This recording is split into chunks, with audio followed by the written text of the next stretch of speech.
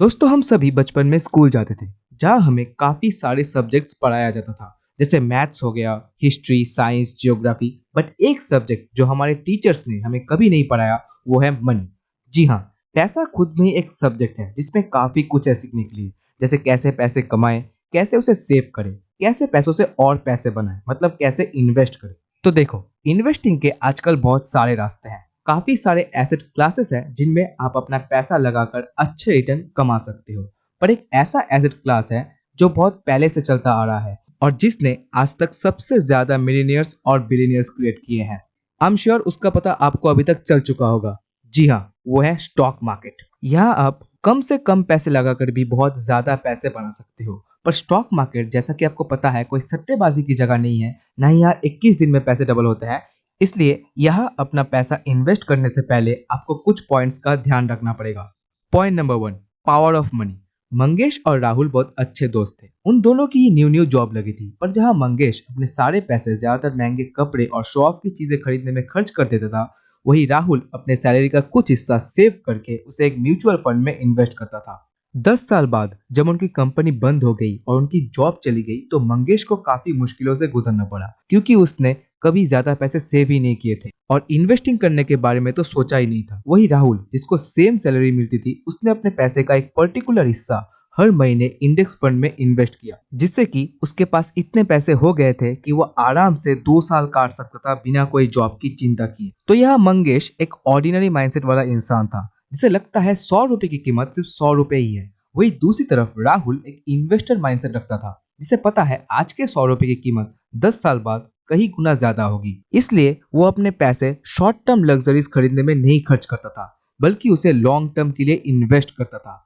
ऐसा हमें भी करना चाहिए क्योंकि हमारे पैसे की कीमत बहुत ज्यादा है अगर आप इसे इन्वेस्टर पॉइंट ऑफ व्यू से देखो तो। Point number 2, don't follow others. Stock market में ज्यादातर लोगों के पैसे लॉस करने का एक बहुत बड़ा कारण है उनकी दूसरों की बात, जिसे टिप कहते हैं, वो सुनने की आदत। अभी ये टिप आपको कोई भी दे सकता है। जैसे आपका कोई दोस्त जिसने अभी अभी शायद किसी कंपनी का स्टॉक्स खरीदा हो और उसे बहुत अच्छा लगा, इसलिए उसने आपको भी रिकमेंड किया वो खरीदने के लिए। या किसी स्टॉक ब्रोकर ने आपको किसी हाई रिटर्न स्टॉक के बारे में बताया, जो ज्यादातर केस में तो ब्रोकर उन्हीं स्टॉक्स के बारे में बताते हैं जिनमें उनका कमीशन ज्यादा हो। इसलिए इन सिचुएशंस में आपको खुद अपनी रिसर्च करके फिर ही स्टॉक्स में इन्वेस्ट करना चाहिए, जो करना बहुत इजी है।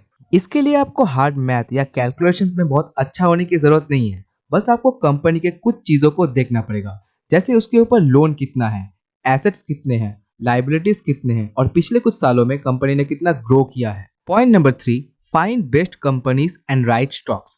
दोस्तों असल में बेस्ट कंपनीज को ढूंढना बहुत ही आसान है। इसके लिए आपको सब कंपनीज को एनालाइज करने की जरूरत नहीं है, ना ही किसी की एडवाइस आपको चाहिए, क्योंकि वो सब आपके आसपास ही हैं। जी हाँ, जिन कंपनीज के प्रोडक्ट आप पर्सनली सालों से यूज कर रहे हो और जिनके बारे में आपको बहुत अच्छे से पता है, उनमें ही आपको सबसे पहले इन्वेस्ट करना चाहिए। सपोज आप एक कैमरामैन हो तो आपको जरूर इस बात का आइडिया होगा कौन से ब्रांड के कैमरा सबसे अच्छे होते हैं। या अगर आप एक फैशन डिजाइनर हो तो आपको हर एक क्लोथिंग ब्रांड का आइडिया होगा। ऐसे ही जिस फील्ड का नॉलेज आपको है, आपको इन्वेस्टिंग भी उसी फील्ड के बिजनेसेस में इन्वेस्ट करने से स्टार्ट करनी चाहिए। इससे आपको अपने इन्वेस्टमेंट पर बहुत ज्यादा कॉन्फिडेंस मिलेगा और आप ऐसे ही मार्केट के र्यूमर्स से परेशान नहीं हो जाओगे, क्योंकि आपको पता है आपके चूज किए हुए कंपनीज लॉन्ग टर्म में आपको बहुत बेहतर रिटर्न देंगे। Point number 4, you will sure lose. अब मैं आपको स्टॉक मार्केट की एक असलियत बताना चाहता हूँ। आप जितने भी बुक्स पढ़ लो स्टॉक मार्केट के ऊपर, जितने भी कोर्सेज अर्न कर लो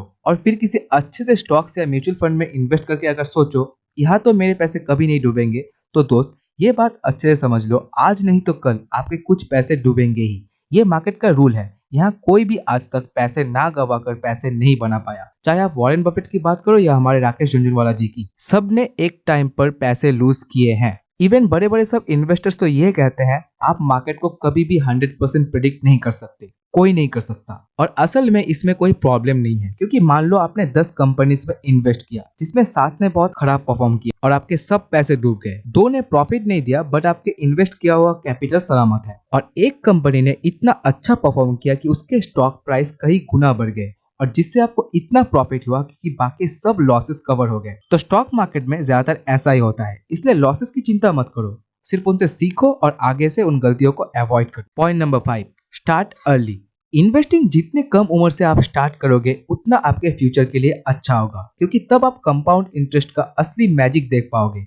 इसके सबसे बड़े एग्जाम्पल है वॉरेन बफेट, जिन्होंने 11 साल की उम्र में इन्वेस्टिंग स्टार्ट कर दी थी। हाँ, ये बात सही है, कम उम्र में सबके पास ज्यादा पैसे नहीं होते, मगर यही असल में एक अपॉर्चुनिटी है। क्योंकि देखो, पिछले पॉइंट में ही हमने जाना था, सबको मार्केट में लॉस फेस करना पड़ेगा ही। इसलिए अगर आपने कम पैसे इन्वेस्ट किए और वो डूब गया तो उससे आपको ज्यादा खराब नहीं लगेगा और आपको कुछ सीखने को भी मिल जाएगा, जिससे कि जब आप बाद में ज्यादा पैसे कॉन्फिडेंटली इन्वेस्ट कर पाओगे।